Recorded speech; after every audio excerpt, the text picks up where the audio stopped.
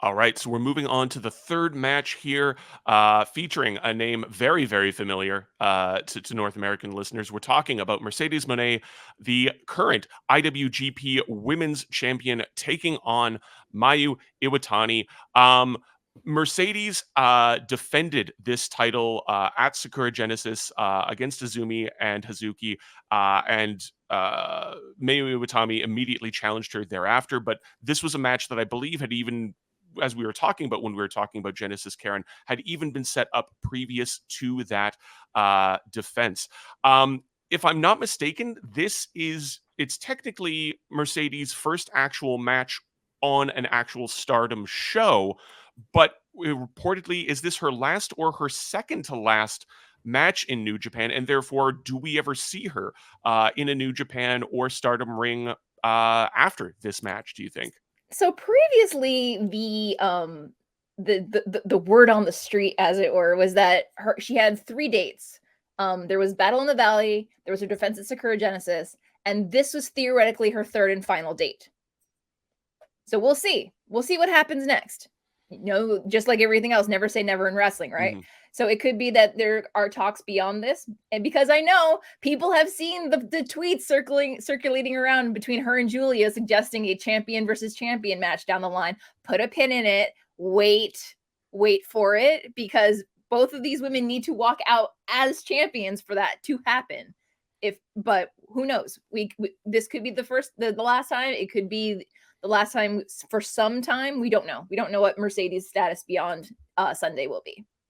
I mean, it seems to me, again, from an outsider's perspective, like Julia versus Mercedes is absolutely the match that Stardom could make, which would have the biggest draw, or the biggest appeal to North American audiences. Or unless you want to say, oh, maybe Mercedes versus Kyrie or something to appeal to WWE fans. I don't know.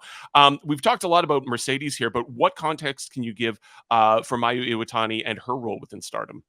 So, for those who watch New Japan, Mayu is basically your combination of Kazuchika Okada and Hiroshi Tanahashi, and just throw them all together. She's one of the OGs. She's been there from the very beginning, and she's arguably their most decorated champion. Let me just run this down for you real quick for those keeping track at home. She's a 5-time Artist of Stardom champion, which is a trios champion. She had the longest run of the High Speed Championship collective victories before Azumi broke it a couple of months ago.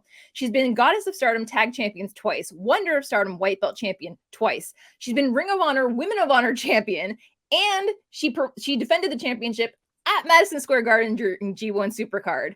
She's been World of Stardom Championship twice. She was the tournament finalist for the IWGP Women's Championship against Kyrie. She won the Cinderella Tournament and Cinderella Fiesta in back-to-back years.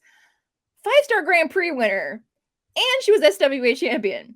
So it's one of those things where there's literally nothing left in Stardom for Mayu to do besides win the Triangle Derby and, become IWGP Women's Champion. And this is her second attempt in the last 6 months. She main evented the show against Kyrie in arguably one of the best matches I've ever seen, both in person and I watched it back afterwards. I did.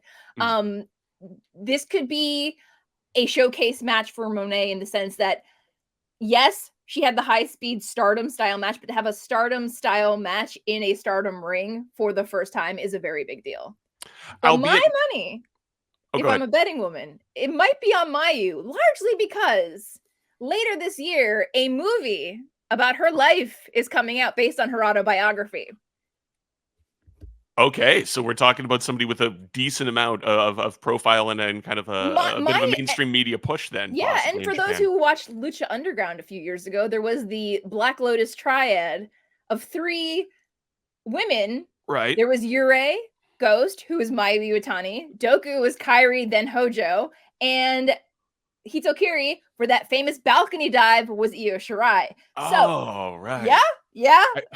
That's a deep pull. And that was just in the last days of Lucha Underground. Yeah, it was what, but it's like season 3, episode 13.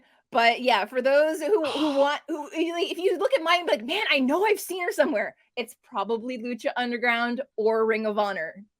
There's looking back at those days of Lucha Underground, like there's this famous uh punk show that happened in Manchester where like the Sex Pistols played this show in Manchester, and the myth is that like, oh, there were only like 70 people at that show, but every single one of them went on to form a band and would shape the next 20 years of music or whatever. I kind of feel like that's the deal with Lucha Underground. Just was the show a ratings success? Did it, do It gangbuster was like numbers a for the soap LA network? opera. I enjoyed it. Oh, I loved it. I loved it. But everybody who is involved has gone on. That's just an incredible who's who to go back through there. And yeah, we should also note here again that the title that Mercedes and Mayu are fighting for is the still relatively recently incepted IWGP Women's Championship, which again is technically run by New Japan, right? It isn't a Stardom Correct. native belt. So, how this belt is used in terms of either New Japan wanting to have more of a presence of Joshi on its own shows, or in terms of beginning to bridge and link and interweave New Japan and Stardom more closely together, as we've seen over the last year or two. That's also something to be very much keeping an eye on. Karen and I will have a full review of the show on Sunday. And again, that show is exclusively for members of the Post Wrestling Cafe. So again, be sure to sign up. There you go. You can see the link there at postwrestlingcafe.com so you do not miss out on that or any of the dozens of extra shows coming out on that feed every month.